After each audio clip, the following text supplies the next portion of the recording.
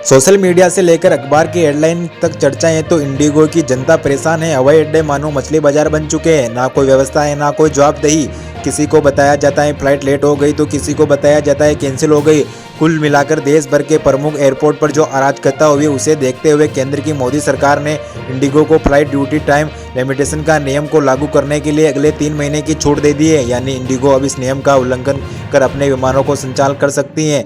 नियम क्या है, क्यों इतनी परेशानी लोगों को हुई, क्या कंपनी के आगे सरकार दबाव में है, सब जानते हैं। इन दिनों जिस तरह के हालात इंडिगो में देखने को मिल रहे हैं उससे यात्रियों को काफी परेशानी का सामना करना पड़ रहा है। इंडिगो की कई फ्लाइट्स रद्द हो गई हैं, कहीं को शेड्यूल किया गया है। इसके पीछे की वजह है एक नियम। इंडिगो सहित देश भर के विमान कंपनियों के लिए नए नियम बनाए गए हैं। इस नियम को दिसंबर 2024 को ही लागू करना था, लेकिन इंडिगो सरकार के एफडीएल नियम को 4 दिन से ही लागू किया। अब इस नियम के लागू होते ही इंडिगो की विमान सेवाएं पूरी तरह से प्रभावित हुई। पिछले 3 दिनों में इंडिगो की करीब 2000 से ज्यादा उड़ान रद्द हुई, तो 6 दिसंबर को भी इंडिगो ने 1000 उड़ान रद्द करने की घोषणा कर दी। अब आप सोच रहे होंगे कि ये नियम क्या है। दरअसल नागरिक उड्डयन महानिदेशालय ने पायलट्स की थकान को कम करने के लिए सुरक्षा बढ़ाने के लिए फ्लाइट ड्यूटी टाइम लिमिटेशन नियम को बदलाव किए थे। इसके 2 चरण में लागू किया। पहले पेज में क्रू के लिए साप्ताहिक आराम की अवधि बढ़ाई गई और इंडिगो ने इसे बिना किसी परेशानी के लागू किया। अब दूसरे पेज में रेड आई उड़ान यात्री के देर रात की उड़ान के लिए क्रू के इस्तेमाल पर कड़े प्रतिबंध लगाए गए। बस इस बदलाव के बाद रात 12 बजे से सुबह के 6 बजे के बीच फ्लाइट क्रू के लिए नाइट लैंडिंग की सीमा 6 से घटाकर 2 कर दी गई। इसका मतलब ये है कि एक पायलट जो रात से 6 लैंडिंग करता था उसे केवल 2 कर सकेंगे। इसके लिए एयरलाइन को भी उसके काम के लिए एक अधिक पायलट्स की आवश्यकता पड़ेगी। तो ये थे कुछ नियम। अब इंडिगो की बात करें तो देश के घरेलू उड़ान में इंडिगो की 65% की हिस्सेदारी यही वजह से कि पिछले 4 दिनों में देश के जो प्रमुख एयरपोर्ट्स हैं वहां पर सबसे ज्यादा व्यवस्था दिखाई दी। अब 5 दिसंबर को जब यात्रियों के हाहाकार की गूंज मोदी सरकार के कानों तक पहुंची तो विमान मंत्री राम मोहन नायडू ने कहा कि सरकार ने एफडीएल के नियमों को लागू करने के लिए इंडिगो की 3 महीने की छूट कर दी है। यानी कि वह इंडिगो सरकार ने नियम को फरवरी 2026 तक लागू कर सकती है।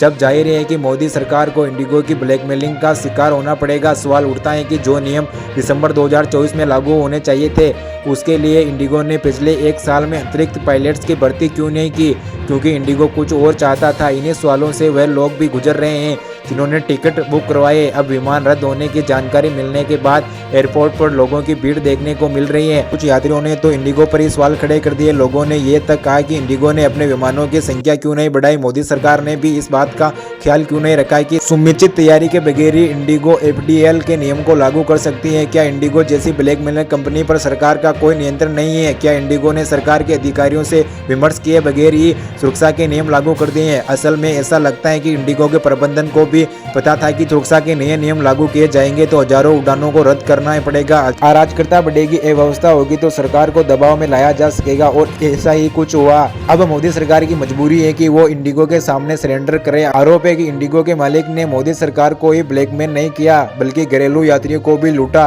एफडीएल की आड़ में जब इंडिगो ने अपनी उड़ान रद्द कर दी तो रद्द हुई उड़ानों को यात्रियों को ही 5 गुना अधिक में टिकट बेचे गए। एयरपोर्ट पर टिकट रद्द होने के बाद अब यात्री बस, रेलवे और प्राइवेट गाड़ियों का सहारा ले रहे हैं। यहाँ तक कि यात्रियों को अब इंडिगो की फ्लाइट रद्द करने के बाद ट्रेन से सफर करना पड़ रहा है। इंडिगो के पदाधिकारी लगातार कह रहे हैं कि व्यवस्था को जल्दी नहीं कर लिया जाएगा, लेकिन हालात जल्दी सही होते नजर नहीं आ रहे हैं। अब आप ये भी सोच रहे होंगे कि आखिर इंडिगो पर इतना असर क्यों पड़ रहा है, तो टाटा या किसी एयरलाइंस पर भी नहीं। तो इसके 3 कारण है। पहला, इंडिगो का लो कॉस्ट मॉडल और हाई यूटिलाइजेशन। इंडिगो एक तो कोस्टर कैरियर है जिसका मुनाफा विमानों और क्रू के अधिक उपयोग पर निर्भर करता है। इसके विमान और क्रू अन्य भारतीय एयरलाइंस की तुलना में ज्यादा उड़ान भरते हैं। दूसरे, उड़ानों की अधिक संख्या। इंडिगो के पास अन्य एयरलाइंस की तुलना में हाई वॉल्यूम नाइट फ्लाइट्स में 400 से ज्यादा विमानों के साथ 90 घरेलू और 45 अंतर्राष्ट्रीय गतिविधियों को जोड़ते हैं। ऐसे में रात के समय लैंडिंग पर कैंप लगने से एयरलाइंस बुरी तरह प्रभावित हुई।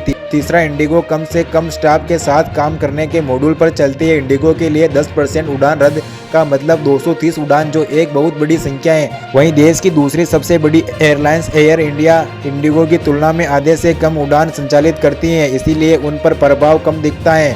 अब यहाँ ध्यान देने वाली बात यह है कि FDL के नियमों की वजह से इंडिगो के कुछ उड़ान रद्द हुई है, लेकिन आधी उड़ान जारी है। इसको लेकर भी सवाल उठने लगे कि क्या इंडिगो ने जनता को लूटने का काम किया है। जब समस्या कंपनी की थी तो फिर यात्रियों को परेशान क्यों किया गया। यह सवाल इंडिगो से पूछने वाले को कोई नहीं कि वह सामान्य दर से 5 गुना अधिक दर क्यों वसूल रही है। अब इंडिगो ने यह भी जता दिया है कि भारत में यदि किसी कंपनी का एकाधिकारी तो वह सरकार और यात्रियों को एक तरफ से ब्लैकमेल कर सकती है, या यूं ही कि नियमों को छोड़कर कंपनी अपने मन मुताबिक भी चलाएगी। यहाँ की घरेलू उड़ान सेवाओं पर इंडिगो का 65% कब्जा है, इसलिए सरकार को एक लॉटरी कंपनी के सामने झुकना पड़ा। एयरपोर्ट पर अराजकता को देखते हुए मोदी सरकार के विमान मंत्री नायडू ने जांच कंपनी की घोषणा की है। सवाल उठता है कि जिस सरकार ने ये इंडिगो को इतना छूट दिया, वह सरकार किस बात की जांच करेगी।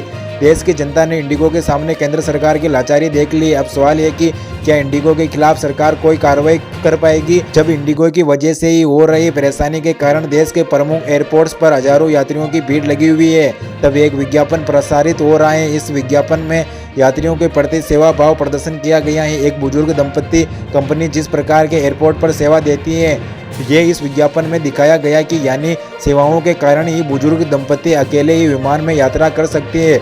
यहाँ आपको मालूम होना चाहिए कि देश के प्रमुख एयरपोर्ट्स के रखरखाव की जिम्मेदारी ठेके पर ले रखी है, और दूसरी तरफ कंपनी ये दिखाना चाहती है आपके पास जो एयरपोर्ट्स हैं उन पर यात्रियों का कितना ख्याल रखा जाता है। लेकिन जब एयरपोर्ट पर पैर रखने तक की जगह नहीं है, लोग चिल्ला रहे हैं, सवाल उठ रहे हैं।